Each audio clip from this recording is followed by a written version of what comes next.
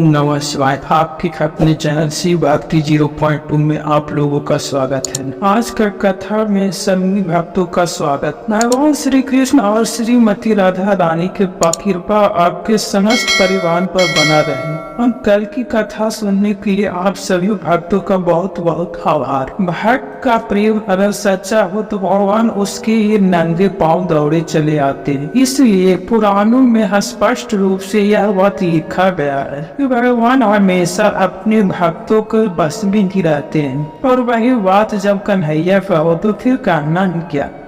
वो तो अपने भक्तों के लिए न जाने कितने ही रूप धरते हैं और कितने ही अनगिनत लीलाएं भी कर चुके हैं, जिनका प्रमाण हमारे धार्मिक ग्रंथों में मिलता। और ऐसे ही एक रोचक कथा आज भी सुनने वाले हैं, जिसमें कन्हैया ने अपने भक्त के लिए एक अनोखा काम किया। यह एक पौराणिक कथा है, जिसके अनुसार एक बार की बात है, किसी नगर में एक राजा ने एक मंदिर बनवाया। उस मंदिर में उसने भगवान श्री कृष्ण का एक मूर्ति रखवाया, लेकिन उसकी कभी पूजा नहीं किया। पूजा करने के लिए मंदिर में एक पुजारी को रखा गया। पुजारी जी भगवान श्री कृष्ण के परम भक्त, प्रतिदिन नियमित कन्हैया जी को नहलाते और बड़े ही श्रद्धा भाव से उनका पूजा अर्चना करते। राजा भी रोज कान्हा जी के लिए एक फूलों की माला भेज देता था, और जब वह दर्शन करने आता तो पुजारी जी उस माला को उतार कर राजा को पहना देते। ऐसा करते करते पुजारी जी की काफी उम्र बीत चुका है। एक दिन किसी वजह से राजा आ नहीं सका, तो उसने एक सेवक के हाथ से मंदिर में माला पहुंचवा दिया और कहवा दिया कि आज वह मंदिर नहीं आएंगे। इसलिए पुजारी वो उसका इंतजार न करके इतना कहकर सेवक चला गया। पुजारी ने हमेशा की तरह कन्हैया जी को माला पहनाया, लेकिन जब शाम हुआ तो पुजारी सोचने लगा कि माला उतार कर किसे पहनाया जाए। उसने सोचा क्यों न यह माला आज मैं ही पहन लूं। वैसे भी मेरी उम्र हो चला है, जीवन का क्या पता कब खत्म हो जाए। इतना सोचकर पुजारी जी ने माला उतार कर अपने गले में डाल दिया, लेकिन इतने में ही सेवक आ गया और उसने बताया कि राजा के सवारी मंदिर में पहुंचने वाला है। हम जब राजा की सवारी आने के बाद पुजारी ने सुना तो वह डर गए। उन्होंने सोचा कि अगर राजा ने उसे देख लिया तो उसे मरवा ही डालेगा।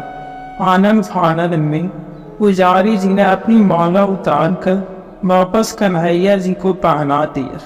और जैसे ही राजा अंदर आया तो हमेशा की तरह पुजारी ने माला कान्हा जी के गले से उतार कर राजा को पहना दिया, लेकिन माला पर लगा सफेद दाग देखकर समझ गए कि पुजारी ने यह माला स्वयं ही पहन लिया।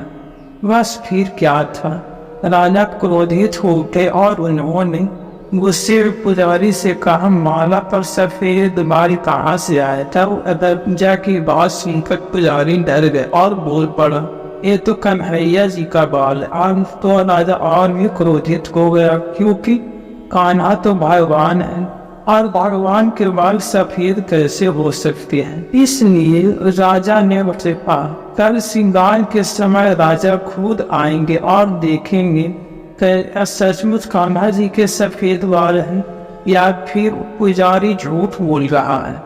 उन्होंने कहा अगर पुजारी ने झूठ बोला तो उसे फांसी दे दिया जाएगा। अब राजा के ऐसा फरमान सुनकर पुजारी का बुरा हाल हो गया।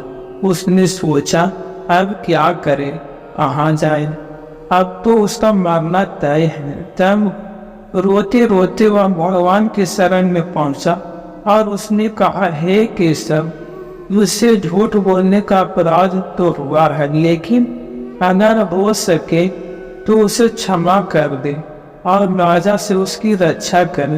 पुजारी ने कहा हे माधव, आपकी सेवा करते करते मैं व्यर्थ हो चुका हूँ, अब आप मुझे माफ कर दीजिए।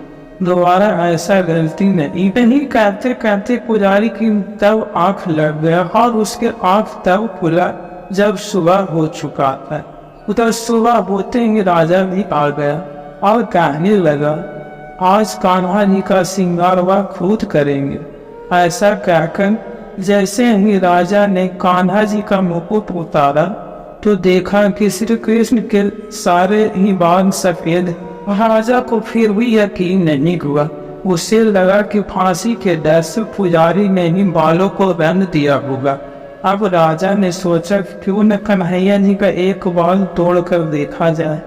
इसके बाद राजा ने कान्हा जी का एक बाल तोड़ लिया, लेकिन जैसे ही बाल टूटा कन्हैया के सिर से खून की धारा बहने लगा। यह देखकर राजा भगवान के चरणों में गिरकर माफी मांगने लगा। तभी श्री कृष्ण की मूर्ति से आवाज आया, हे राजन, तुमने मुझे केवल मूर्ति मात्र नहीं समझा, इसलिए आज से मैं तुम्हारे लिए केवल मूर्ति मात्र ही रहूंगा। लेकिन पुजारी ने सच्चे मन से और पूरी श्रद्धा से मेरा भक्ति किया, इसलिए उसके अनन्य भक्ति को देखकर मुझे अपने बाल सफेद करने पड़े। कन्हैया जी ने कहा, भक्ति में कभी भी संशय नहीं होना चाहिए और अपने सच्चे भक्तों की लाज मैं जाने ही नहीं देता। जब भक्त को अपने भगवान के सिवा और कुछ नहीं दिखाई देता, जब उसे अपने भगवान से इतना प्रेम हो जाता है कि उसे अपना भी भान नहीं रहता कि वह कौन है, तब वह अपने असली स्वरूप को ही भूल जाता है। ऐसा ही एक बार श्री राधा रानी जी के साथ भी हुआ था। एक प्रचलित कथा के अनुसार एक बार श्री राधा जी ने भगवान श्री कृष्ण से कहा, कोई भी गोपी तुम्हें मेरे समान प्रेम नहीं कर सकता। भगवान समझ गए कि राधा जी उनके प्रेम में अपने वास्तविक स्वरूप को ही भूल गए। तब भगवान श्री कृष्ण जी ने राधा जी से कहा कि सभी गोपियां मुझे तुम्हारे समान ही प्रेम कर। यह सुनकर राधा जी को क्रोध आ गया। उन्होंने भगवान श्री कृष्ण को चुनौती दे डाला। उन्होंने भगवान श्री कृष्ण के चारों तरफ एक रेखा खींचकर कहा, तुम मोरिये बजाओ, और मोरिये की आवाज सुनकर जो भी गोपी मेरे समान प्रेम करता होगा केवल इसी रेखा के अंदर आ सकेगा, नहीं तो इस रेखा को छूते ही भस्म हो जाएगा। श्री कृष्ण ने कहा कि उन्होंने मोरलू बजाना शुरू किया। उनके मोरिये बजाते ही सभी गोपियां अपना अपना काम कान छोड़कर उनकी तरफ खींचे चली आई। सभी गोपियां उस रेखा के पास पहुंची। श्री राधिका जी ने देखा कि सभी गोपियां उस रेखा के अंदर आ गई और किसी को भी कुछ नहीं हुआ। तभी गोपियां भगवान को प्रेम से एक टक देख रही। उन्हें अपने शरीर की कोई सुध ही नहीं पाई। यह देखकर राधा जी भगवान श्री कृष्ण की चरणों में बैठ गए और बोले, मुझे क्षमा कर दो, मैंने तुम पर केवल अपना ही अधिकार समझा। यह देखकर भगवान श्री कृष्ण उन्हें समझाया, हे राधे, तुम फिर भूल कर रही हो। तुम अपने वास्तविक रूप को पहचानो कि तुम कौन हो। जरा इन गोपियों की तरफ ध्यान से देखो, ये सब कौन है। तब राधा जी ने देखा कि सभी गोपियों ने उन्हीं का रूप है। तब श्री कृष्ण राधा जी से कहते हैं, मैंने बिल्कुल सही कहा था, सभी गोपियां मुझे तुम्हारे समान ही प्रेम करती है। ऐसा इसलिए क्योंकि गोपियां भी तुम हो।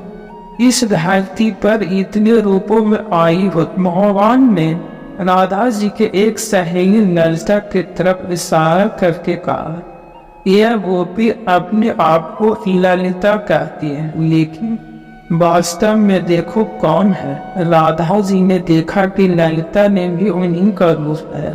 तब कृष्ण ने कहा, ललिता भी सिर्फ मुझसे ही प्रेम करती है, लेकिन वह जानती है कि मैं सिर्फ तुमसे प्रेम करता हूँ, इसलिए वह मेरी प्रसन्नता के लिए अपने प्रेम पर बलिदान कर दिया और यहाँ तक कि वह हम दोनों को मिलाने का प्रयास भी करती रहती है।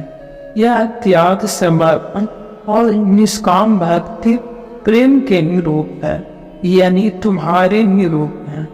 तुम धरती पर प्रेम के सभी रूपों में आए हो, अपने वास्तविक स्वरूप को पहचानो। ऐसी लीला करके भगवान श्री कृष्ण और राधा जी ने यह समझाने का कोशिश किया कि प्रेम केवल अपने प्रेमी को पाने का नाम नहीं है। प्रेम त्याग, समर्पण और निष्काम भक्ति शामिल है। प्रेम में कोई उम्मीद नहीं होता, चाहे वह मिले या ना मिले, और जहाँ उम्मीद होता है तो वहाँ प्रेम नहीं होता, फिर वह प्रेम मोह बन जाता है। प्रेम कभी अपनी बड़ाई नहीं करता, वो अहंकार से रहित होता है। प्रेम का स्वभाव ही अपने प्रेमी के प्रसन्नता में ही प्रसन्न रहना है। प्रेम में न कोई स्वार्थ और न कोई उम्मीद और न ही कोई परिस्थिति, बस रहता है तो एकमात्र प्रेम। तब ऐसे में शरीर भले ही दो हो पर आत्मा एक ही हो जाता है, और यही हो रहा राधा कृष्ण के प्रेम में। राधा कृष्ण को समझ पाना अत्यंत कठिन है। राधा जी एक रूप में भगवान के हृदय स्वामी बनकर उन्हीं के साथ रहती है, तो दूसरी ही रूप में अपने प्रेम का बलिदान भी कर रही है। श्री राधा जी के हृदय में केवल भगवान कृष्ण का ही वास है। वह एक क्षण के लिए उनसे अलग नहीं होती, लेकिन जब बात संसार और मानव जाति के कल्याण के लिए आता है तो वह भगवान श्री कृष्ण को अपने से दूर जाने को स्वीकार कर लेता है। लेकिन वह सिर्फ कृष्ण के साथ ही रहती है, क्योंकि राधा जी ही कृष्ण के आत्मा है। जब उद्धव जी को अपनी भक्ति का अहंकार हुआ, तब भगवान श्री कृष्ण ने उनका अहंकार दूर करने के लिए उन्हें गोपियों और राधा जी के पास ही भेजा। राधा जी के दर्शन से उद्धव का उद्धार हो गया। इस बार प्रेम और भक्ति का सही भाषा को जान सके। राधा वह नाम है जिससे प्रेम परिभाषित होता है, जिनसे श्री कृष्ण को पाया जा सकता है, जिनसे भगवान की कृपा को पाया जा सकता है। राधा के बिना कृष्ण अधूरे हैं, और इसलिए तो कृष्ण से पहले राधा का नाम लिया जाता है। श्री कृष्ण में श्री शब्द राधा रानी के लिए ही प्रेरित हुआ है। राधे राधे रटते रटते ही मनुष्य का कल्याण हो जाता है, क्योंकि प्रेम के माध्यम से ही परमात्मा को पाया जा सकता। प्रेम और भक्ति ही जिसके आगे भगवान भी हार जाते। प्रेम ही तो है जो निर्गुण और निराकार ब्रह्म को ही सगुण और साकार रूप में अपने पास आने के लिए विवश कर देता है। यानी प्रेम और भक्ति ही जगत का सार है। प्रेम से बोलिए ब्रज की अधिष्ठाता राधा रानी से जय। इंद्रिय मन और प्राणों को सब प्रकार की आपत्तियों से बचाए। जितना भी कार्य अथवा कारण रूप जगत है वह वास्तव में भगवान में। इस सत्य के प्रभाव से हमारे सारे रूप द्रव्य नष्ट हो जाए। जो लोग ब्रह्म और आत्मा की एकता का अनुभव कर चुके हैं, उनकी दृष्टि में भगवान का स्वरूप समस्त विकल्पों से रहित है। आज का कथा यही समाप्त होता है। मिलते हैं एक और नई कथा में, तब तक के लिए जय श्री कृष्ण। इस वीडियो को बोलते समय कोई त्रुटि हो तो मैं क्षमा चाहता हूँ। उम्मीद है आप सभी को यह वीडियो अच्छा लगा होगा। यदि आप कृष्ण भगवान को दिल से मानते हैं तो चैनल को सब्सक्राइब और वीडियो को लाइक करके कॉमेंट में जय श्री कृष्ण लिख दीजिए।